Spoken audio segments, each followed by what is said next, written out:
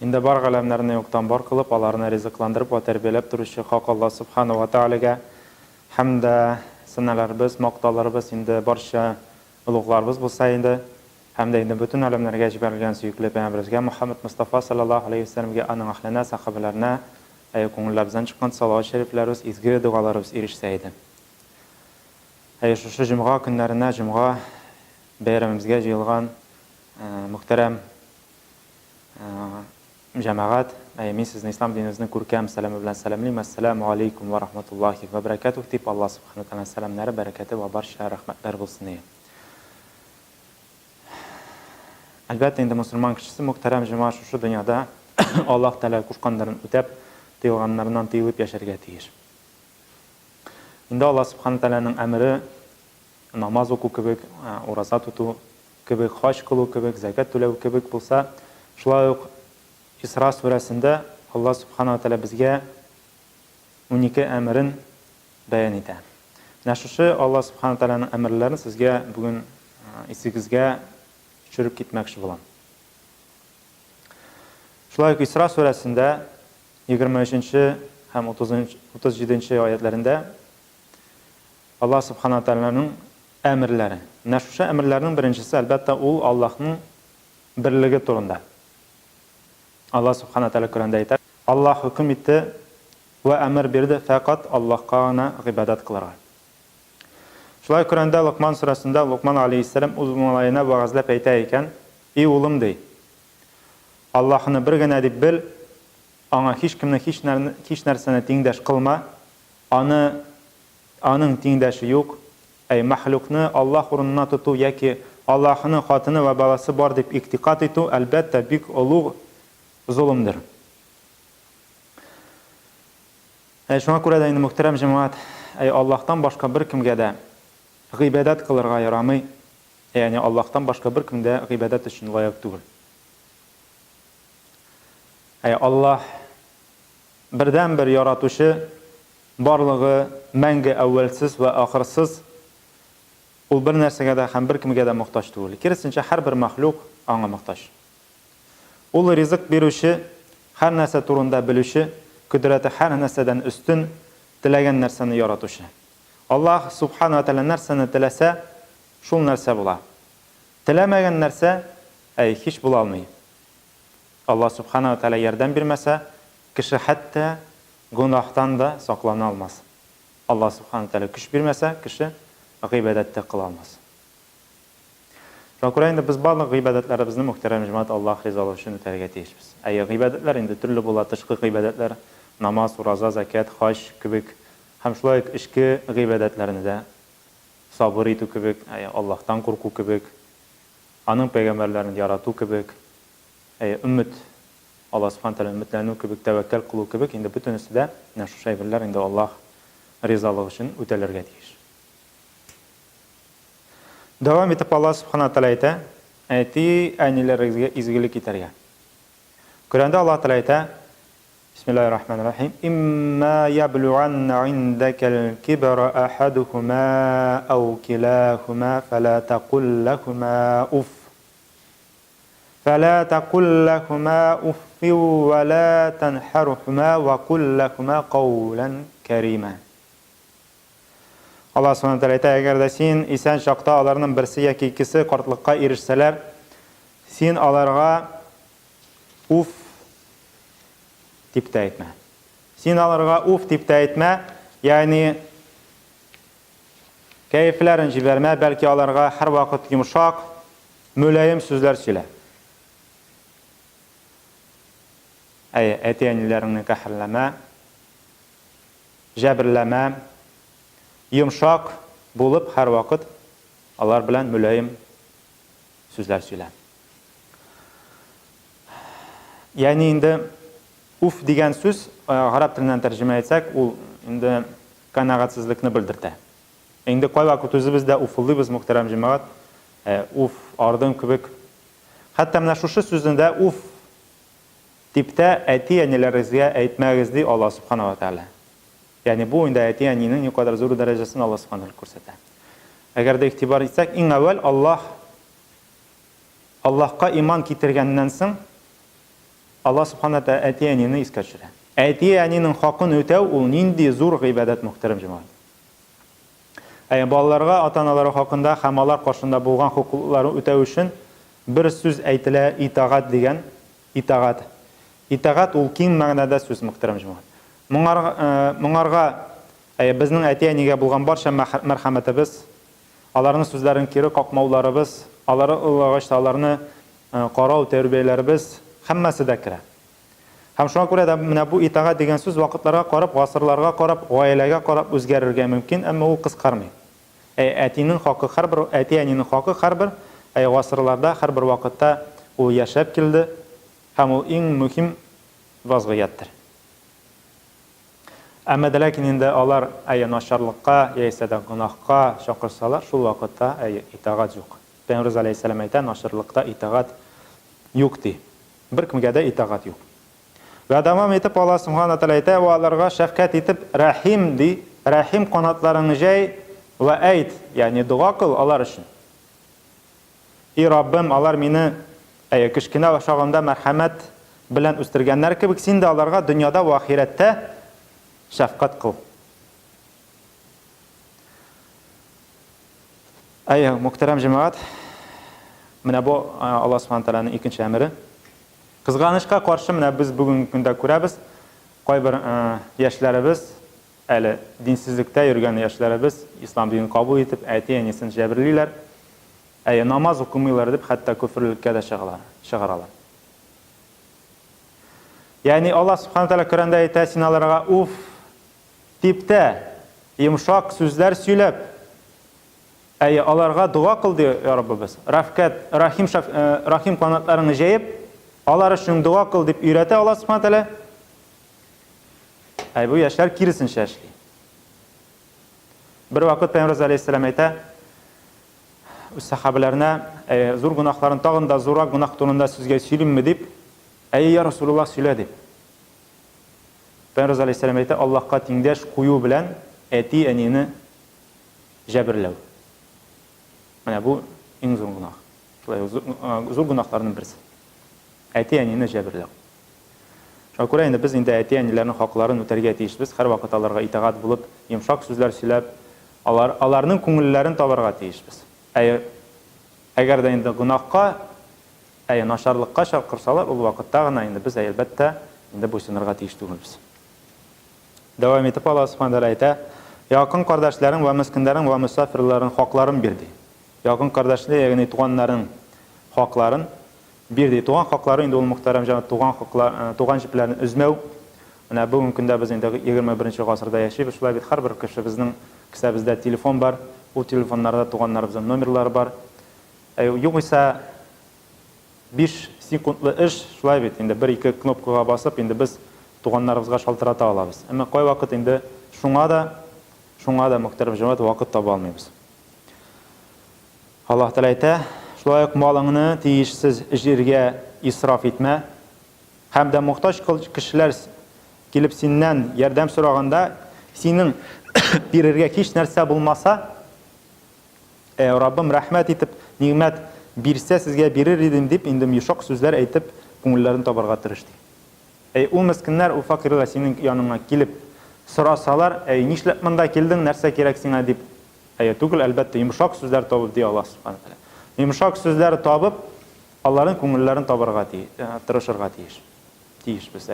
Ягъни инде әле хәзер мөмкинчелегем юк дип, соңрак килсәгез, бәлкем сезгә ярдәм итәмен дип, инде аларга йомшак сүзләр белән инде без әйтергә тиеш булабыз. Дәвам итеп Алла Субхана Тәала әйтә, мохтаҗларга садака бирүдән кулыңны муеннан баглап куйма. Ягъни сараннардан булма. Һәм шулай кулыңны бөтенләй ачып та җибәрмә. Ягъни таратып та җибәрмә. Үзеңә калдырмыйча биреп бетермә. Әгәр киемең хәтлек биреп бетерсәң, ул вакытта ялангач хәлеңдә үзеңне шелтәләп хәсрәтләнеп утырырсың. Ягъни саранда булма, һәм шул ук вакытта биреп тә бетермә. Уртача бул. Һәм шушы аятта Аллаһ Тәала дәвам итә, шушы ризыкны Аллаһ бүлә. Шушы ризыкны Аллаһ бирә, шушы ризыкны Аллаһ бүлә. Һәмгә Аллаһ Субхана Тәала әйтә, кемгә тели киңәйтә, Kimga tili kimitә. Һәм Раббыбыз бирмим дип әйтми. Карагыз. Вакытлыча киметә һәм вакытлыча ул ризыкны киңәйтә. Әлбәттә, Аллаһ Субхана Тәгалә бөтен кулларын хәлен бик яхшы үзе белә. Шушы аятны ук кеше аңларга тиеш. Аллаһ безгә хәерлесен бирә. Кай вакыт Аллаһ Субхана Тәгалә киметә? Ни өчен киметә? Хәерлесен бирер өчен. Әгәр Аллаһ Субхана Тәгалә бу дөньяда ул хәерлесен бирмәсә, ул хәерлесен җәннәттә безгә кайта. Ягъни бу очракта алуы бирүеннән хәерлерәктер. Һәм шулай дәвам итеп Аллаһ Субхана Тәгалә әйтә: "Фақир булудан куркып, балаларыгызны үтермәгез. Балаларыгызны да, үзегезне дә без ди Аллаһ Субхана Тәгалә ризыкландырабыз. Әлбәттә, үз балаларын үтерүләре гафу, үтермәй торган хатадыр, зур гөнаһтыр." Инде тарихка карасак, инде мөхтәрәм җәмәгать, инде элек араблар ислам диненә кадәр үз балаларын, кыз балаларын тере килеш күмәләр иде. Алар өчен кыз ул теге бер зур бәлә, алар өчен оят иде. Ул элек эшләгән әйберләр, бу мөхтәрәм җәмәгать, бүген көндә дә без аны бик күрәбез. Күпме, ничә меңләп аборт ясыйлар. Менә шушы нәрсә ашатырбыз дип, нәрсә нинди ризык бирербез дип, яисә дә гомумән оят буларак инде менә шушы үз балаларын үтерәләр. Нинди зур гөнаһ. Нинди зур гөнаһ. Аллаһ Субхана Тәгалә шуңа күрә әйтә: "Балаларыгызны үтермәгез" ди. Һәм балаларыгызны да, үзегезне дә без ди Аллаһ Субхана Тәгалә ризыкландырабыз. Ягъни Аллаһ Субхана Тәгалә ар-Разактыр, ризыкны бирүче. Менә шушы аяттан Аллаһ Субхана Тәгалә әйтә, зина турында искә төшерә. Зинага якын бармагыз ди Аллаһ Субхана Тәгалә. Аның сәбәпләреннән дә ерак булыгыз, чөнки ул пычрак эш ва бик яман кабахат юлдыр. Ягъни Аллаһ Субхана Тәгалә әйтә ки, зина кылмагыз ди, хәтта якын да бармагыз ди. Хәтта якын да бармагыз, аның сәбәпләреннән бик ерак булыгыз. Бүген көндә аның сәбәпләре күп инде, мөхтәрәм җәмәгать. Күз карашы, шуңа күрә ислам динендә без инде күз карашларыбызны шит хатын кызлардан без инде аны төшерергә тиешбез. Дәвам итеп Аллаһ Субхана Тәгалә әйтә: "Кешене хаксыз үтермәгез" ди. Кешене хаксыз үтермәгез. Инде без кешенең җанын гына түгел, башка җан ияләрен дә җанын мөхтәрәм итәргә тиешбез. Мәсәлән, хайванны шалганда без аның җаны безнең өчен мөхтәрәм санала, ягъни ихтирам итеп, аны бисмилла дип инде без ул хайванны шалабыз. Ягъни һәр кешенең, һәр җан иясенең тормышы безнең өчен мөхтәрәм.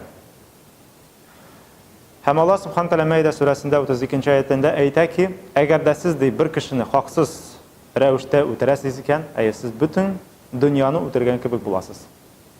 Һәм бер кешене коткарасыз икән, бөтен дөньяны коткарган кебек буласыз ди Аллаһ Субхана Тәгалә. Менә шушы аятны мөхтәрәм җәмәгать турыдан-туры аңларга була. Турыдан-туры. Әмма шулай ук аның рухи ягы да бар. Рухи ягы, ягъни әгәр дә без дөрес гыйлем биреп, дөрес дәгъват кылып, күркәм әхлак күрсәтеп, кешене дингә китерәбез икән, без аны динсезлектән коткарган булабыз. Biz аны динсезлектән коткарган булабыз. Һәм киресенчә, теләсә нәрсә сөйләп, теләсә нинди гыйлем таратып, теләсә нәрсә кыланып, без шулай ук кешене диннән дә биздерә алабыз. Диннән ерагайта алабыз. Хәтта инде дөрес гыйлем бирмичә кешене адаштыра алабыз. Дәвам итә Аллаһ Субхана Тәгалә: "Ятимнең малын ашамагыз" ди. Ятимнең балык булганга кадәр малларына якын килмәгез, әгәр килсәгез икән, яхшы юл белән. Әгәр дә ятим сезнең кулыгызга маллары белән бирелде икән, аның малларын сакларга кирәк. Инде Коръән yetimlerge bik ulu әһәмият күрсәтә, чөнки инде ата-анасы булмаган баланың валие Аллаһ үзе була. Шуңа күрә аларның хаклары бик мөһим, югары урында булырга тиеш. Шулай ук Аллаһ Тәгалә әйтә, дәхи үлчәгәндә ди, үлчәүләрегез дөрес булсын. Тигез үлчәгез була, дөрес үлчи торган гадел мизаннар белән үлчәгез. Гадел үлчәсәгез үзегезгә хәерледер ва ахыры аны күркәм булыр ди. Монда инде мөхтәрәм җәмәгать үлчәү турында сүз барласа да, инде әлбәттә инде бу гомумән эшебез. Бүгенге көндә без инде төрле эштә эшлибез, шулай бит төрле эш алып барабыз, бизнес эшләре алып барабыз. Менә шушы эшләрдә без инде әлбәттә дөрес, матур итеп, гадел итеп эшләребезне алып барырга тиешбез. Дәвам итә Аллаһ Субханаһу Тәгалә ва дәлилен белемең булмаган нәрсәгә иярмә, ягъни дәлилсез гамәл дә кылма, хөкем дә итмә, фәтва дә бирмә.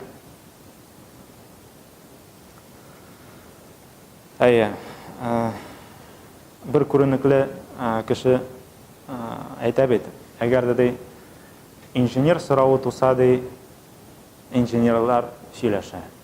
Ягъни инженерларга мөрәҗәгать итә. Математик сорауы туса, математиклар сөйләшә, шулай бит. Инде ислам сорауы туса, дин сорауы туса, инде бөтенесе галим кешеләр ди. Бөтенесе хөкем бирә, бөтенесе фәтва чыгара. Менә бу инде мөхтәрәм җәмәгать безнең ислам динебезнең бәласе. Бер-ике сүрә өйрәнеп, инде мусламаннарга ташланып, галимнәребезнең өстеннән атлап, хөкем чыгаралар, фәтва бирәләр. Хөкем чыгару, фәтва бирү мөхтәрәм җәмәгать ул галимнәрнең эше. Без бары тик иярүчеләр генә. Аллаһ Тәгалә әйтә, дәвам итеп, Аллаһ биргән колак, күз, күңел буларның һәрберсен кыямәт көнне сорау булыр ди. Аларны ди саваплары урыннарга гына кулланыгыз. Һәм соңгысы, җир өстендә зурайып күкрәк киереп йөрмә. Чөнки син никадәр зурайсаң да җирне йөртергә хәлеңнән килмәс. Һәм никадәр зурайсаң да таулар хәтле зурая алмассың. Ягъни тыйнак бул, түбәнчелекле бул, үзеңне кем икәнлеген бел. Аллаһ әйтә, үзен түбәтсеткәнне Аллаһ күтәрә ди. Һәм үзен күтәргәнен Аллаһ аска төшерә. Менә мөхтәрәм җәмәгать, бу Аллаһ Субханаһу ва Тәгаләнең унике әмерләре. Ягъни кыска әйтсәк, иң беренчесе әлбәттә бер Аллаһка гына гыйбадат кылу. Әти-әнине хөрмәт итү, әти-әнине мәрхәмәт кылу. Әгәр дә шулай ук туганнарның, мусафирларның, мискиннәрнең хакларын үтәү, мохтаҗ кешеләр бездән килеп сорасалар, сораганда син бирергә һич нәрсә булмаса, йомшак сүзләр табып, аларның күңелләрен табу. Шулай ук мохтаҗларга садака бирүдә кулыңны муеныңа баглап куйма. Һәм шулай ук кулыңны бөтенләй дә ачып җибәрмә. Саран да булма, таратып та бетермә. Шулай ук фақир булудан куркып, балаларны үтермәгез ди Аллаһ Субханаһу Тәгалә. Шулай ук зинага якын бармагыз. Һәм шулай ук Аллаһ үтерүне харам иткән кешене үтермәгез. Ятимнәр малына да якын бармагыз. Дә шулай ук дәхи үлчәгәндә үлчәүләрегез дөрес булсын. Тигез, гадел үлчәгез, ягъни эшләрегезне дөрес алып барыгыз. Шулай ук дәлилен белемең булмаган нәрсәгә иярмә, хөкем дә бирмә, фәтва дә бирмә. Бу инде галимнәрнең эше. Һәм соңгысы, җир өстендә зурайып күкрәк киереп йөрмә, ягъни тәкәбберләнеп йөрмә. Югарыда дәвам итеп Аллаһ Тәгалә әйтә, югарыда Аллаһ тыйган эшләрне эшләүче кеше явызлыгы белән Аллаһ хузурында яман кеше саналды ди. Шулай итеп, инде мөхтәрәм җәмәгать, Аллаһ Субханаһу Тәгалә безне шушы әмер тыюларны белеп, истә тотып, аларны үтәүчеләрдән булырга һәммәбезгә дә насип булсын. Баракаллаһу лана ва лакум фил Кур'ан. Акул афур рахим аль-Җавадul Карим. Аль-Азим сами'уд дуа.